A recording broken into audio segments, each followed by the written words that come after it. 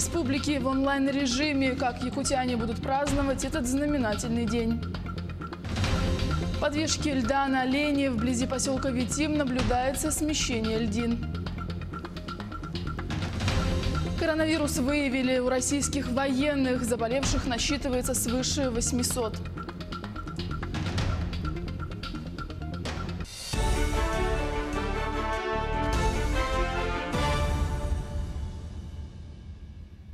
Здравствуйте, в эфире новости, в студии Юлия Великодная. День республики впервые пройдет в онлайн-режиме. Праздничная программа началась с радиотрансляции песен о Якутии по проспекту Ленина. В социальных сетях стартуют акции по чтению стихов, исполнению песен о родном крае, участники которой в национальной одежде виртуально передают флаг республики под хэштегом «Всем сердцем Якутия с тобой». В округах и пригородах будут организованы онлайн-флешмобы, квизы, конкурсы для чтецов, фотоконкурсы, акции, выставки и викторины. Подробнее с программой празднования можно ознакомиться на сайте yakutsk.rf. Якутия с тобой. Глава региона Айсен Николаев поздравил якутян с Днем Республики от имени руководства Якутии и от себя лично. Цитата: «Сегодня мы вспоминаем славных и мужественных сынов Якутии Платона Аюнского, Максима Амосова, Исидора Барахова, Степана Аржакова и других наших выдающихся государственных и общественных деятелей, чья политическая воля и высокий патриотизм, проявленные в самом начале этого пути, позволили осуществить настоящий прорыв в развитии нашей Северной Республики». Глава региона отметил, что верит в будущее нашей республики, в достижение наших намеченных больших целей, верит в силу нашего многонационального народа, который своим трудом, своими светлыми устремлениями и особым отношением к жизни сумел создать современную Якутию. Внук Максима Амосова тоже поздравил якутян с этой знаменательной датой. Дорогие якутяне, от всего сердца поздравляю вас с Днем Республики. Это поздравление и наилучшие пожелания от москвичей, потомков и родственников основателя республики Максима Кировича Амосова. Сегодня Якутия – самый большой по площади субъект Российской Федерации, с богатейшими природными ресурсами, со своей развитой экономикой, со своей самобытной культурой. Думаю, что, глядя на сегодняшнюю Якутию, мой дед Максим Кирович был бы очень рад. И в этом, безусловно, есть и ваша заслуга тех, кто сегодня трудится на благосостояние республики. Также указом главы орденом Республики Саха-Якутия «Полярная звезда» награжден Петр Конкин, участник Великой Отечественной войны. За мужество и самоотверженность, проявленные в годы Великой Отечественной войны, заслуги в области литературы, большой вклад в изучение, сохранение и развитие многонационального, культурного и исторического наследия, патриотическое воспитание подрастающего поколения, активную общественную деятельность и многолетний добросовестный труд.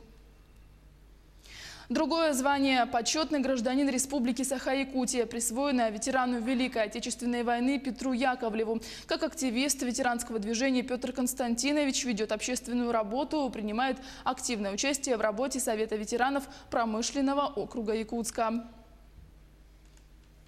В честь празднования Дня Республики в селе Намцы начинается забитие сваи социально-культурного объекта. В населенный пункт выехала наша съемочная группа, и на прямой связи со студией наш корреспондент Сергей Михедов.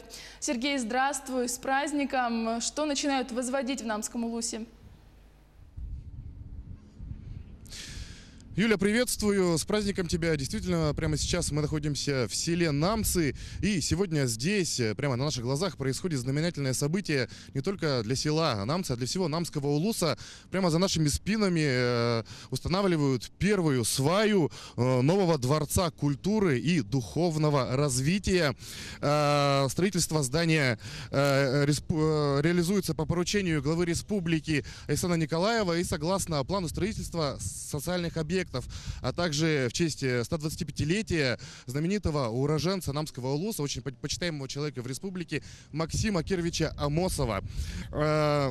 Строительство объекта профинансировано целевым фондом будущих поколений на средства пожертвования акционерной компании «Алроса». А реализовывать объект будет строительная компания РДР Групп. И рядом с нами находится генеральный директор строительной компании Татьяна Антипкина. Татьяна Сергеевна, здравствуйте. Расскажите, пожалуйста, подробнее о Дворце культуры, который будет строиться в Намском Илусе. Культурный центр духовного развития – это многофункциональный центр площадью 5600 квадратных метров общей площадью. Он трехэтажный. Будет включать в себя как зал на 400 мест, где можно проводить различные мероприятия с хорошей сценой. Кроме того, там будет библиотеки, будет выставка художественная, будет музей, будет ЗАГС. То есть он будет нести разные функции, и при этом я надеюсь, что он будет объединять людей, и они смогут там и развиваться, и получать знания, и связываться со всеми другими районами республики и нашей страны. Что касается финансирования объекта, а также сроков его строительства, расскажите, пожалуйста, подробнее. Финансирование осуществляется фондом будущих поколений на деньги жертвователя «Алросы». Строительство будет происходить в течение 2 лет, то есть в апреле 2022 года мы должны ввести этот объект. Сегодня мы устанавливаем первую сваю, к концу мая мы закончим установку уже свайного поля, да, и в этом году интенсивно начнем работать дальше. Да. Как вы видите, площадку мы уже подготовили, подрядчики определены, деньги есть. То есть есть все условия для того, чтобы этот объект был вовремя построен. Татьяна Сергеевна, спасибо большое. Будем с нетерпением ждать окончания строительства. Ну, старое здание Дома культуры было построено в середине прошлого века. Оно, конечно же, пришло в негодность. И новое здание с нетерпением ждут здесь, в селе Намцы, ну и во всем Намском Илусе. Юля, тебе слово. Спасибо, Сергей. Напомню, это был наш корреспондент Сергей Михедов. Айсан Николаев выступит с обращением к жителям республики в честь праздника. Обращение начнется сегодня в 20 часов 15 минут по якутскому времени на телеканалах НВК «Саха» и «Якутия-24». Якутия-24 в 20 часов 15 минут. Подвижки льда на Лени наблюдаются на территории Ленского района. Они были зафиксированы в районе поселка Вити. Ледоход на Лени продвинулся за сутки на 105 километров, сообщает пресс-служба МЧС по Иркутской области. Кромка ледохода находится на территории Киринского района вблизи населенного пункта Визирный. До границы с Якутией 121 километр, говорится в сообщении. Коронавирус выявили у 874 российских военных, сообщили в Минобороны. В ведомстве рассказали, что в вооруженных силах проводили с марта по 26 апреля сплошное тестирование. Военнослужащие с положительными результатами проходят лечение. В госпиталях Минобороны 314 человек, в изоляторах по месту службы 175 человек. В лечебных учреждениях системы гражданского здравоохранения находится 6 человек, изолированы, на дому 379. Кроме того, коронавирус также подтвердился у 779 курсантов и слушателей военных вузов Минобороны и 192 человек из довузовских учебных заведений, среди которых преподаватели и воспитанники. Предварительно положительный результат на коронавирус выявили у народного депутата Илтумена. Определен круг лиц из числа народных депутатов, сотрудников аппарата парламента, членов правительства и представителей администрации главы правительства Якутии, с которыми контактировал народный избранник. Все контактировавшие ушли на самоизоляцию, у них взяты первичные анализы. Руководство Госсобрания продолжит работать удаленно. О ситуации в Алдане расскажет Руслан Павлов. В Алдане все спокойно. Действительно, 2 суток у нас нет положительных подтвержденных результатов заражения коронавирусной инфекцией. Более подробнее главный санитарный врач по Алданскому району Алексей Селютин. Здравствуйте. Да, действительно, на сегодняшний день уже 2 дня мы не получаем положительных результатов на заболевание новой коронавирусной инфекцией. Все контактные лица обследуются в плановом порядке, обследуются лица, находящиеся в инфекционном отделении, в провизорном отделении, в обсерваторах, лица контактные по рейсу. Положительные результаты не приходят, это очень радует и добавляет оптимизма. Алексей Викторович, сколько сегодня осталось человек в обсерваторе? На сегодняшний день в обсерваторах находится 48 человек, 11 из которых в Пуранахском обсерваторе, это лица контактные по рейсам, и лица контактные по заболевшим людям, оставшиеся, находятся в Алданском обсерваторе. Ну, 2 дня мы без положительных результатов. Можно ли сказать так осторожно, что мы прошли пик? Можно предполагать, что мы прошли пик, но продолжается активная работа по выявлению бессимптомных лиц, которые могут быть бессимптомными. Мы продолжаем обследовать определенные группы людей для выявления этих больных. Ну, такая ситуация у нас на сегодня. Мы следим за развитием событий. Кабмин продлил на 2 месяца срок действия жилищных сертификатов молодым семьям. Новые положения будут действовать в отношении свидетельства о праве на получение соцвыплаты, выданных в период с 1 февраля 2020 года до дня вступления в силу постановления правительства. Премьер-министр России Михаил Мишустин подписал постановление. Таким образом, срок действия свидетельства о праве на получение социальных выплат продлевается до 9 месяцев вместо предыдущих 7. Из сурового климата к Черному морю каждый год все больше якутян решаются на переезд в теплые края. Наш крымский корреспондент Денис Тишин встретился с якутянами, перебравшимися в город-герой Севастополь, и узнал, как им живется за тысячи километров от родины.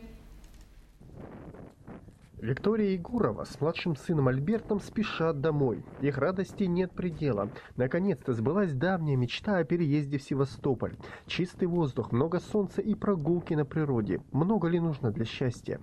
Семья Егоровых переехала из Якутска в 2018 году и поселилась в местности Юхарина-Балка в частном доме. Частный дом. Дом, построенный собственными руками своего супруга. Земля, которую ты своими же руками ее возделываешь, что-то высаживаешь, облагораживаешь. Но для меня, честно, это неописуемый кайф. Это что-то несравнимое. Это нужно переехать и нужно ощутить на себе. Виктория признается, поначалу жили в большой палатке, торговали в Севастополе бытовой химией, а позже открыли продуктовый магазин недалеко от своего дома. Небольшой семейный бизнес не отнимает много времени и приносит стабильный доход. Если открывать свой бизнес, то, конечно, его открывать с мужем – это была великолепная идея, потому что я думала, что мы поругаемся с мужем из-за этого и даже разведемся вдруг в случае чего. Но нет, бизнес нас, наоборот, только объединил. Режим самоизоляции для семьи Егоровых не стал испытанием. Скучать не приходится. То дела по хозяйству, то частые прогулки с детьми к древним развалинам Херсонеса. Однако родную Якутию Виктория Егорова не забывает. Теперь ее мечта – построить в Севастополе дом семейного пребывания для приема детей из Якутии. Еще одни якутяне, Наталья и Владимир Демины, наоборот, купили квартиру в новом микрорайоне недалеко от моря. Идея переехать в Крым возникла совершенно спонтанно. После воссоединения Крыма с Россией в марте 2014 года мы, будучи в отпуске, сюда приехали к нашим друзьям. И нам здесь понравилось. Великолепный климат, море, тепло, солнца много.